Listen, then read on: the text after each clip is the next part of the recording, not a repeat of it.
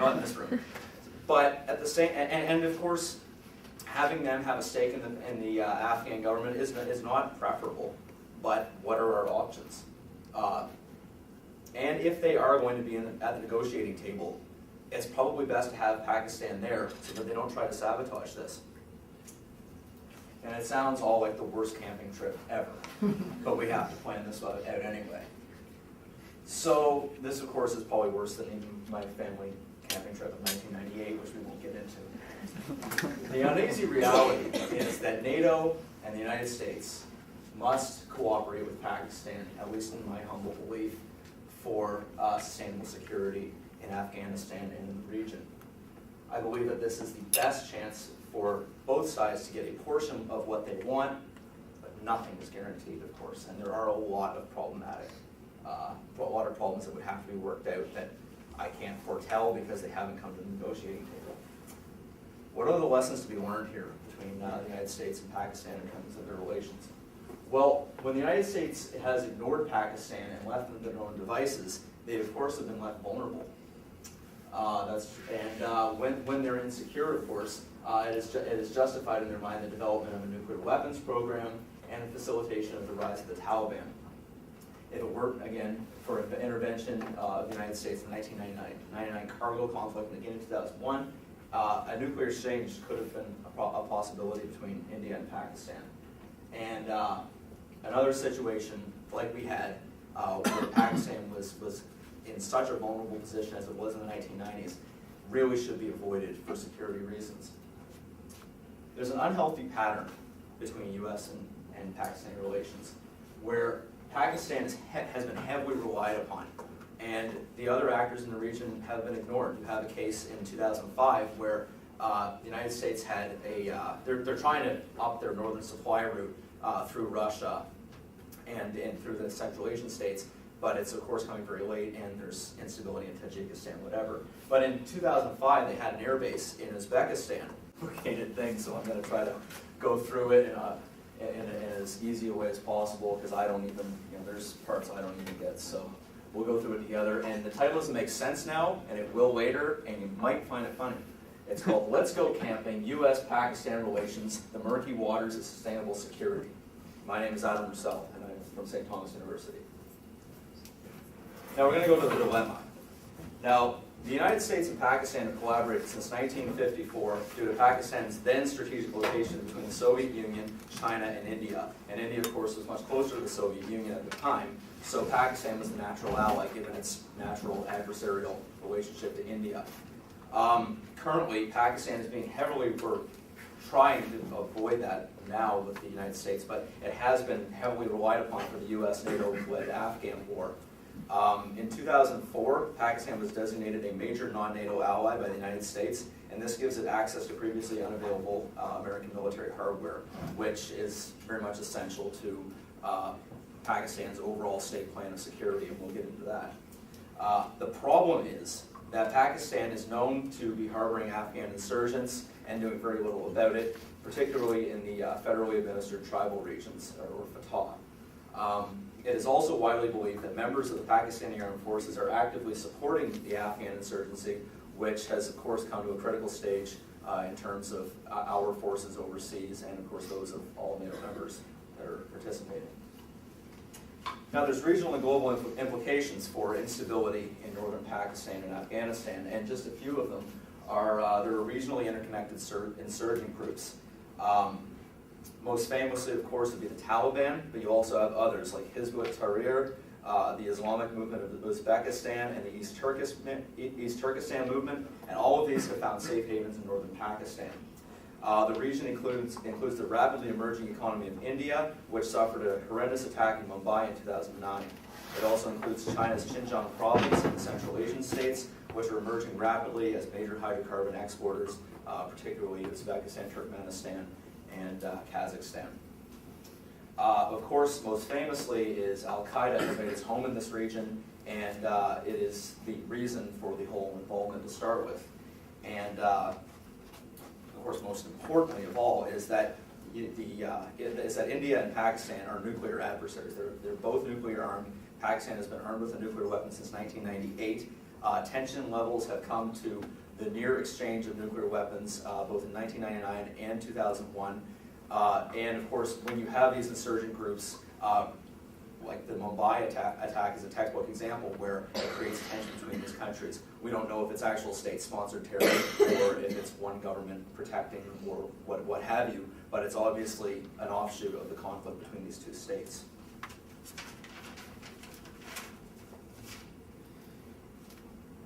Now, before we begin, we just need to talk over a few things about Pakistan.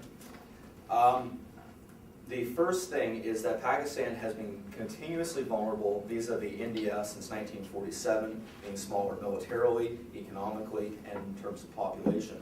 It was defeated in the wars in 1965, 1971, and 1999, and for this reason, security has been the primary focus of the Pakistani state, or a primary focus, that is to say. I don't want to misquote any members of the Pakistani government.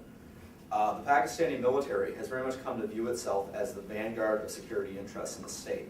Now, this means that it typically oversteps the authority of democratically elected governments. Even members of the military will go outside the authority of a military leader. At least that's the best case scenario, because it's become quite evident that there are at least rogue members, if not high-ranking ones, that are supplying the insurgency.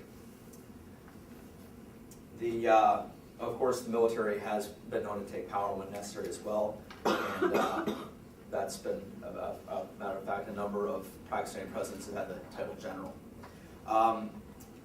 The region we're going to be focusing on is the Pashtun-dominated, federally administered tribal region, and this region has never really been brought under the authority of the state. And I'll bring up the map here now. The red is the Durand line, which was drawn by the British. Now, it's been cut. The green represents Pashtun-dominated areas, and it cuts right through their territory, often through pasture lands, villages, what have you.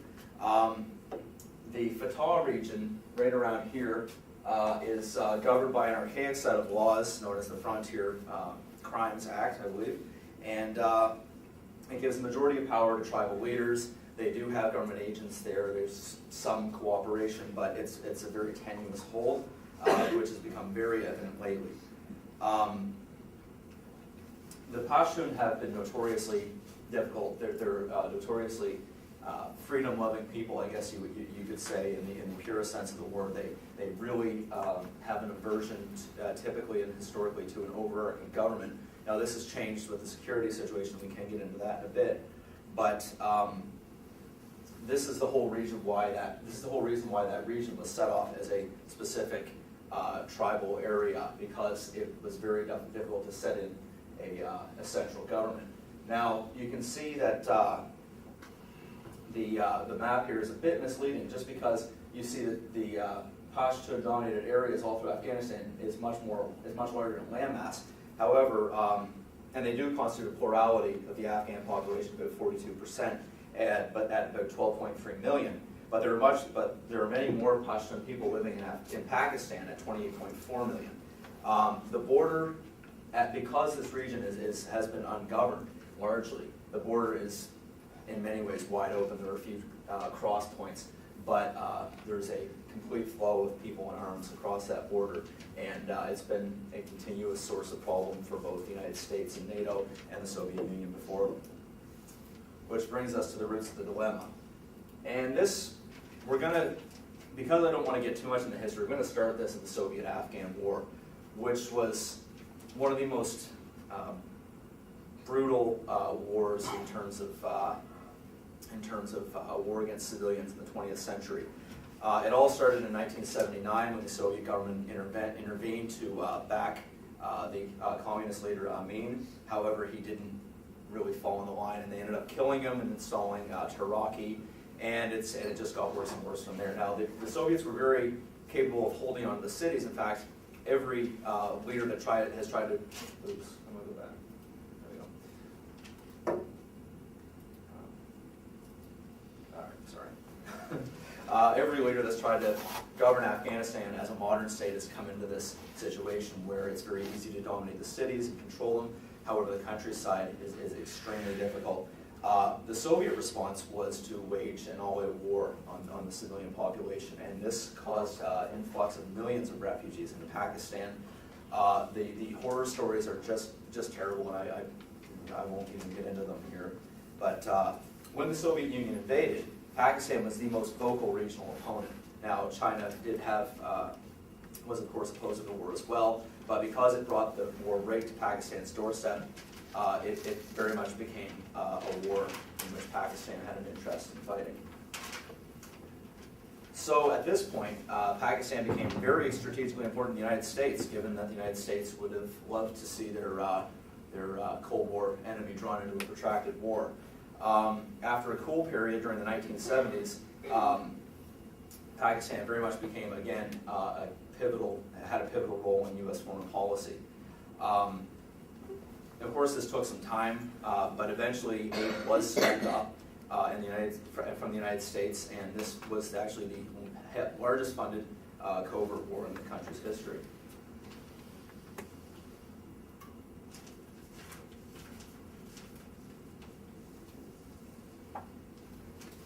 And of course, there's a CIA report from 1985. As long as the insurgents have access to strong external support and open borders, this basically means Pakistan, the Soviets would find it very difficult to control much of the Afghan countryside.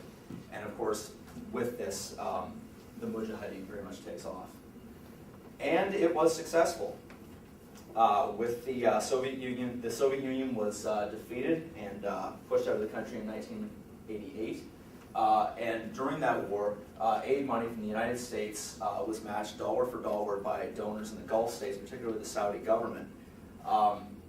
And this is where it becomes very tricky because hundreds of millions was poured in, and a lot of it came with stipulations from these donors in the Gulf states, often to start a religious school. Of course, the Saudi state is run by a Wahhabist-focused government, very extreme form of Islamism. The Pakistani military and government had full control over where the money was allocated. Now, under the president at the time, General Zia-ul-Haq, Pakistan had taken a number of Islamist reforms, instituting Sharia law in various regions, and was very much had a very similar vision to the Saudis for their country. And of course, this is where we see a lot of the roots of the dilemma. A fact, of course, is that in 1971, there were 900 religious schools in all of Pakistan. By 1988, that number had risen to 8,000, with as many as 25,000 unregistered schools. Most of these schools were in very poor regions without state-sponsored education programs and taught a very extreme form of Islamism. Now, this isn't to say that the madrasas that were there before were in any way extreme. There are very, very many moderate madrasas that operate in Pakistan today. However, these funded ones, particularly the ones that were funded by the Gulf states, were particularly extreme and definitely fed into the current issue today. Now, when I was a kid, in the 1990s, I wasn't very old, and I spent most of the time in Batman pajamas and watching Fresh Prince of Bel-Air, so I had to kind of do this research myself, and I learned a lot of stuff that didn't happen on the show. U.S. aid to Pakistan was drastically cut during this time. And the reason for that is Pakistan had very much, the Pakistan had very much lost its relevance to U.S. foreign policy goals. The Soviet Union was defeated, and by the 90s it had fallen. They had become much closer to India. All this stuff. India had by 1991 started instituting economic reforms, which had been the cataclysm for its massive economic growth in the present day. Pakistan was very, very vulnerable at this time, much as it had been at its inception in 1947. And of course, another thing is that Will Smith started Independence Day, and Uncle Phil still struggles to find work.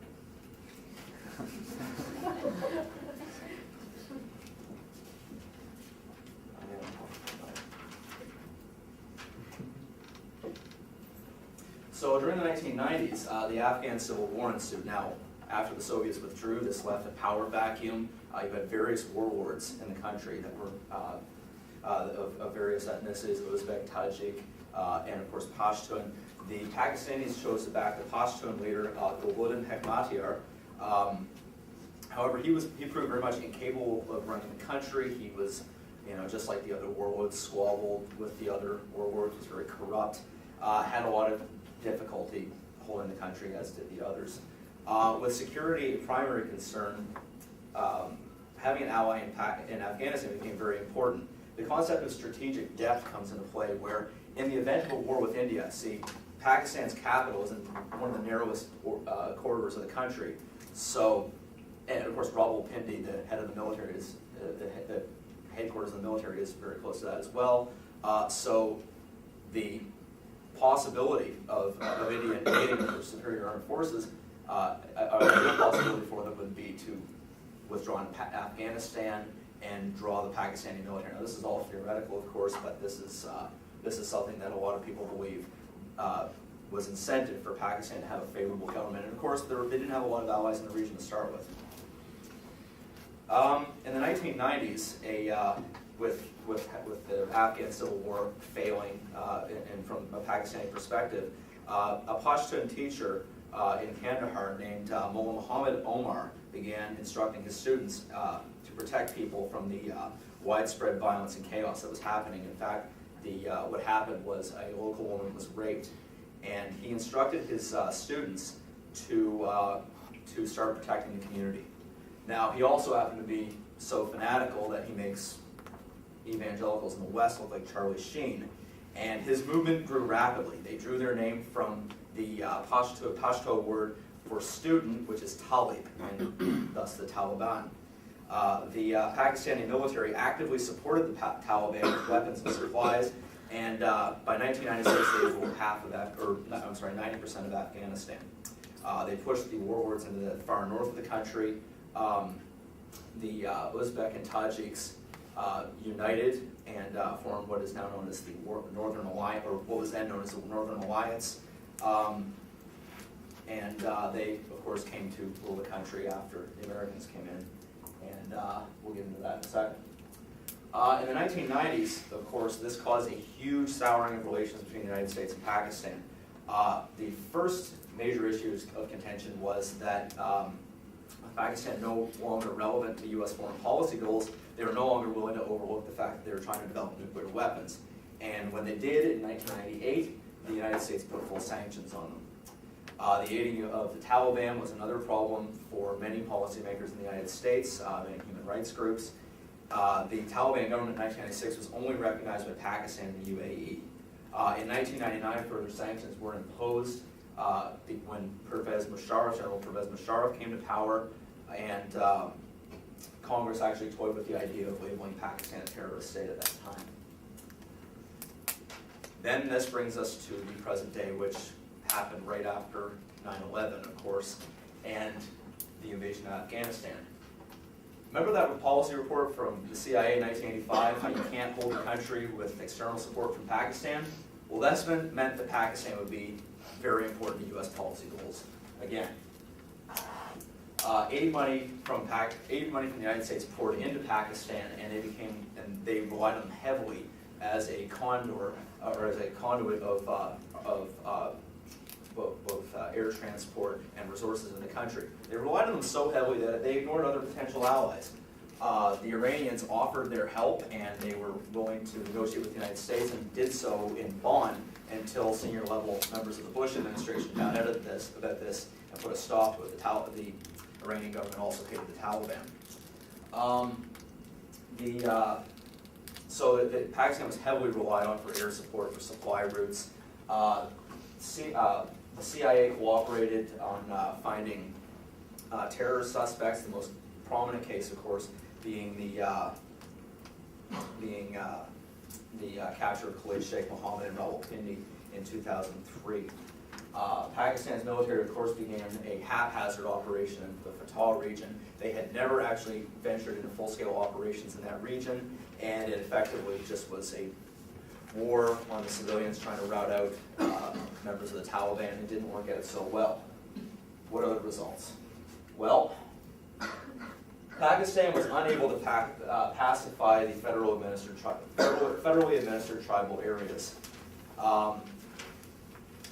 and after a series of blunders, actually entered into talks with the Taliban in 2004.